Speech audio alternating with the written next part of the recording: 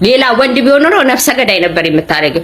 እና እኛ ደግሞ ለአንቺ ንጹህ ሴት መስለሽን ድምጽ እንሆንሽ ነበር። መግደል ትክክል ባይሆንም ህይወቱን ቀምተሽዋል።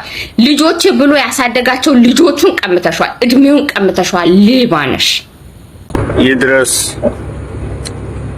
ለተከታዮችም ለማትከተሉኝም ልትከተሉም ያስባችሁ እውነት የሆነ ነገር ልንገራችሁ። ሰላም ሰላም፣ ውድ የተከበራችሁ የቻናሌ ቤተሰቦች ሰላምታ በያላችሁበት ይደረስልኝ። እንዲህም ይቻላል እንዲህም አለ። ፈጣሪ ከእንዲህ አይነት ነገር ይጠብቃችሁ። እግዚአብሔር ምስክሬ ነው። እኔ ሌላ ምንም ማለት አልችልም። በቃ በጣም አንደበቴ የተሳሰረበት ቪዲዮ ነው። ምን እንዲህ አይነት ቪዲዮ አይቼ አላቅም ይሆናል እንጃ።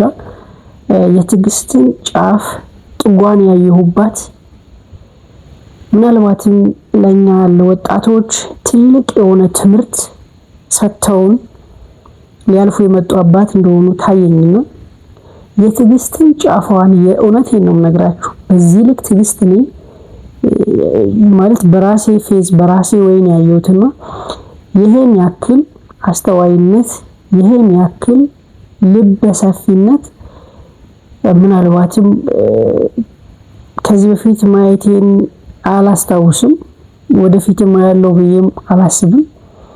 ሜቢ እናንተ የሰጣችሁበት አስተያየት ሊኖር ይችላል። የተለያዩ ሰዎች ሐሳብ አስተያየታቸውን እየሰጡ ይገኛሉ። እንግዲህ በተለይ የሷን ክህደት ፍንትው አድርጎ ያሳየ ድርጊት መሆኑን ሁላችንም የምናውቀው ሀቅ ነው። ነገር ግን አንዳንዴ ቆም ብለን ማሰብ አስፈላጊ መሆኑን እሳቸው አሳይተውናል። እውነት ለመናገር እንግዲህ ከእንዲህ አይነት ነገር እግዚአብሔር ይጠብቀን ነው የምለው። በእውነት ብዙ ጊዜ እንዲህ አይነት ነገር ልናደርግ የምንችለው ሜቢ እኛ ወጣቶች ልንሆን እንችላለን። በነገራችን ላይ ያው እሳቸው ወደ ሚዲያ መጥተው ሐሳባቸውን ሰዎች ይማሩበታል። እንደኔ አይነት ሰዎች ብዙ ነገር ከዚህ ይማራሉ ብለው ስላሰቡ እሳቸው በድፍረት እንዲህ አይነቱን ሁኔታ ይዘውት መጡ እንጂ በየቤታችን በየሰፈራችን ቢታይ ቢመረመር ከዚህ የባሰ ጉድ ሊኖር እንደሚችል መገመት አይከብድም። እንግዲህ እሳቸውም ብለውታል። አባትነት እምነት ነው፣ እናትነት ግን እውነት ነው ብለው በሐሳባቸው ሊሰጡ ይችላል። ግን እኔ በጣም ልቤን የነካው አንድ ቪዲዮ አለ። ይህንን ቪዲዮ እስኪ ተከታትለን እንመለስ እና ሐሳብ አንዳንድ ሰዎች ሐሳብ በዚህ መልክ ሊሰጡበት ይችላል። ስለዚህ ቪዲዮ ተመልክተን እንመለስና የራሳችንን ሐሳብ እንሰጥበት ይሆናል። ይድረስ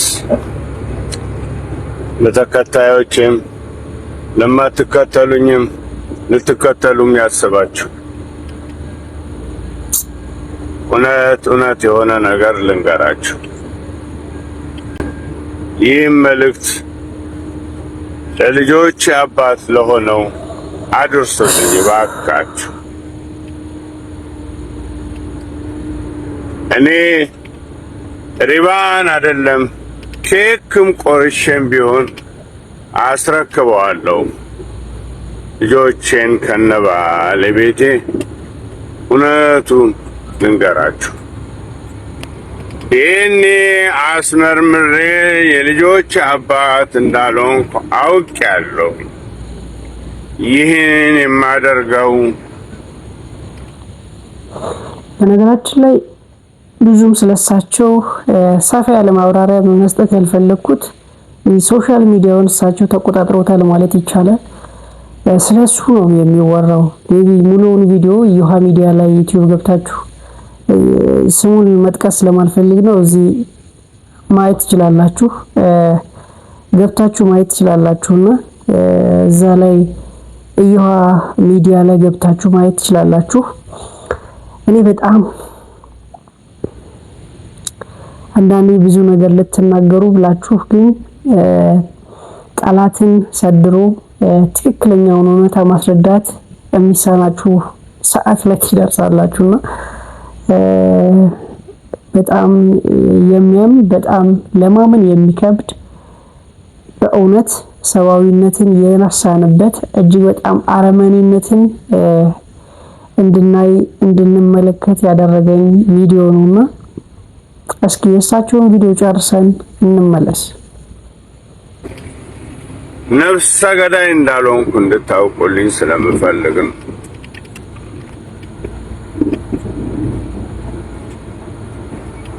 የልጆቼም አባት በድብቅ ከሚኖር ግልጽና እውነት በሆነ መንገድ ኬክ ቆርሼ ላስረክበው ንገሩኝ ባካችሁ፣ ንገሩልኝ ባካችሁ።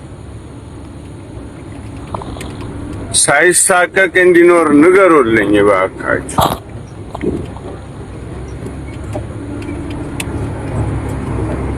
ምናልባት ለኔ ያላደለውን ጸጋ በሱ በኩል በማየቴ እድለኛ ነኝ። ይህ ደግሞ የኔም የሥራ ኃጢአቴ መልስ ሊሆን ይችላል ብዬ ያመንኩት ስለሆነ የልጆቼን አባት ሳይሳቀቅ እኔ ማደርግላቸውን የነበረውን ከዛ የበለጠ እያደረገ እንዲያኖራቸው ፈቅጃለሁ። ይህ የሚሆነው በሰላማዊ መንገድ እንደሆነ ማደርገው ድብቅነቱን ይተውና በግልጽ ይኑር ፈቅጃለሁ። አሳውቁልኝ፣ ንገሩልኝ እባካችሁ። ኮፒና ሼር ላይክ እያደረጋችሁ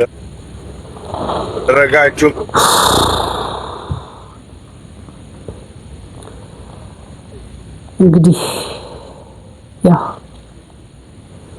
እኛ እንዲህ ግልጽ ነው። በተለይ ሁለት እግር በምድር ላይ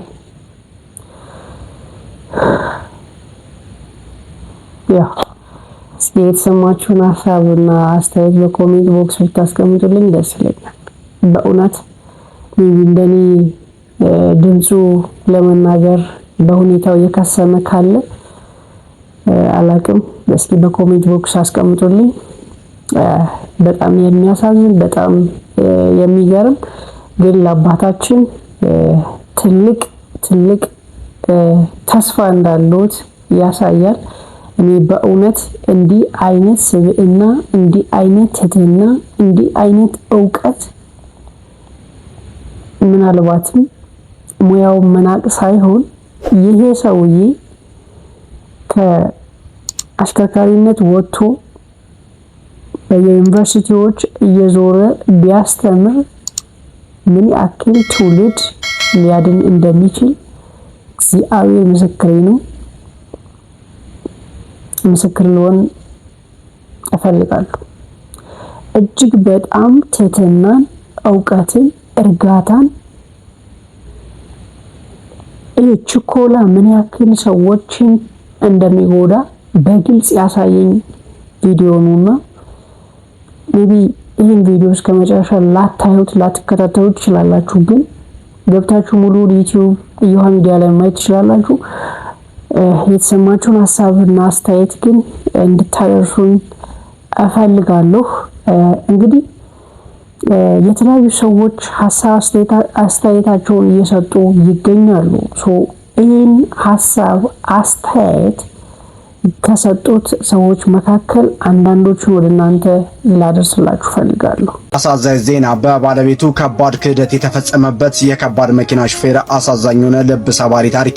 ይህ ታሪክ የሁሉም አባቶች ታሪክ ነው። እስከ መጨረሻው ተከታተሉ፣ ትማሩበታላችሁ። አንድ አባት የገዛ ልጆቼ ናቸው ብሎ አቅፎ የሳማቸው፣ ሌት ከቀን በረሃ እያቆራረጠ ደሙን አፍስሶ ያሳደጋቸው 3 ልጆች በድንገት የሱ እንዳልሆኑ በሕክምና ቢረጋገጥበት ምን ሊያደርግ ይችላል? የከባድ መኪና አሽከርካሪው አቶ ሲሳይ ያሳለፈው ልብ የሚሰብር ግን ደግሞ የሰው ልጅን የትዕግስት ጥግ የሚያሳይ አስደንጋጭ እውነተኛ ታሪክ ይውላችሁ። አቶ ሲሳይ እንዳለ የረጅም ርቀት ከባድ መኪና አሽከርካሪ ነው። ከዚህ ቀደም ከነበረው የ14 ዓመት ትዳር ልጅ ሳያገኝ በመለያየቱ የልጅ ናፍቆት በውስጡ ነበር። ከዕለታት አንድ ቀን መንገድ ላይ መተሃራ አካባቢ አሁን መነጋገሪያ የሆነችውን የቀድሞ ባለቤቱን ይተዋወቃል። አዲስ ሕይወት ለመመስረትና ቤተሰብ ለማፍራት አስቦም ወደ ቤቱ አስገባት። ነገሩ ቆንጆ ነበሩ። ከጥቂት ጊዜያት በኋላ አቶ ሲሳይ ሱዳን በረሃ ውስጥ ከባድ ጦርነት ባለበት አካባቢ መኪናውን እያሽከረከረ ባለበት ሰዓት አንድ አስደሳች የተባለ ዜና በስልክ ተነገረው። ባለቤቱ መንታ ልጆችን አርግዛለች። ያኔ በረሃ ውስጥ ከጓደኞቹ ጋር በደስታ ድግስ ደግሶ የተወለዱት ልጆችም ለሱ በሕይወቱ ላጣው ነገር ሁሉ ካሳ እንደሆኑለት አምኖ እንዳይኑ ብሌን እየሳመና እየተንከባከበ ማሳደግ ጀመረ። ነገር ግን ቀስ በቀስ ቤት ውስጥ ሰላም መጥፋት ጀመረ። እሱ ስራ ወጥቶ ሲመለስ ባለቤቱ ያለ ሱቅና በተደጋጋሚ ቤት ትቀይር ነበር። ይሁሉ ነው ግን ለልጆቹ ሲል ሁሉንም ችሎ ማለፍን መረጠ። ከቀናት አንድ ቀን ግን አቶ ኢሳያስ ፈጽሞ ያልጠበቀው ልብ ሰባሪ ቃል ገና የ5 ዓመት ሕፃን ከሆኑት መንታ ልጆቹ አንደበት ሰማ። አባዬ እኛ ሌላ አባት እንዲኖረን አንፈልግም፣ አንተ ነህ አባታችን፣ ግን አንድ ሰው እየመጣ እኔ ነኝ አባታችሁ እያለ ይረብሸናል አሉት። ይህንን ሲሰማ አቶ ሲሳይ በድንጋጤ ራሱ ስቶ ጋራጅ ውስጥ ወደቀ። በአፍንጫው ደም እስኪፈስ ድረስ ክፉኛ ታመመ። ሆኖም ግን ቤተሰቡን ላለመበተን ሲል ዝምታውን መረጠ። ከጊዜ በኋላ ሶስተኛ ልጅ ተወለደ። በዚህኛው ልጅ ጊዜ ግን ሌላ ወንድ ቤተሰቦቹን ይዞ በመምጣት ልጁ የኔ ነው በማለት በግልጽ መናገር ጀመረ። አቶ ሲሳይ ይህንንም አይቶ አሁንም በትዕግስት ራሱን አገለለ። ነገሩ በዚህ አላበቃም። ባለቤቱ የባንክ አካውንቱን አስመርምራ የልጅ ማሳደጊያ ቀለብ እንዲጨምር ክስ መሰረተችበት። በዚህ የፍርድ ቤት ምልልስ መሃል ነው እንግዲህ ነገሩ ሁሉ ወደ ዲኤንኤ ምርመራ ያመራው። የምርመራ ውጤት አቶ ሲሳይ የሰማውት የት እንደሆነ ታውቃላችሁ? እንደተለመደው መኪናውን እያሽከረከረ ራቅ ያለ በረሃ ላይ እያለ ጠበቃው ደውሎ አረዳው። ያሳደጋቸው የኖረላቸው የህይወቴ ካሳ ናቸው ያላቸው ሶስቱም ልጆቹ የሱ አልነበሩም። አቶ ሲሳይ በረሃ ላይ መኪናውን አቁሞ እንባው እስኪያልቅ ድረስ አለቀሰ። በዚህ ሁሉ ክህደት ውስጥ ግን የገረመው የዚህ ሰው ትዕግስት ነው። እንደሌላው ያው እዚህ ጋር አንድ ላጠራላችሁ የምፈልገው ትንሽ ማጠናከሪያ ነገር ስለተሰጠው ትንሽ ስህተትም አለ። እዚህ ጋር ሁለት ልጆች ናቸው መንትያ የ5 ዓመት ልጆች እነሱ ናቸው የሱ ልጆች ያልሆኑ እንጂ አንዱ የመጨረሻ ሶስተኛው ልጅ የሱ ልጅ መሆኑ በፎረንሲክ የዲኤንኤ ምርመራ ማረጋገጫነቱን አግኝተዋል። እዚህ ጋር ማስተካከያ ልትወስዱልኝ ይገባል። በስሜት ተገፋፍቶ የሰውን ህይወት ከማጥፋትና ወንጀል ውስጥ ከመግባት ይልቅ ጫንቃይን ያሳለፈልኝ አምላክ ይመስገን በማለት እውነታውን ተቀበለ። በረሃ ላይ ሆኖም ያንን የቲክቶክ ቪዲዮ በመቅረጽ ናና ልጆችና ባለቤትን ተረከብ በማለት መልእክት አስተላለፈ።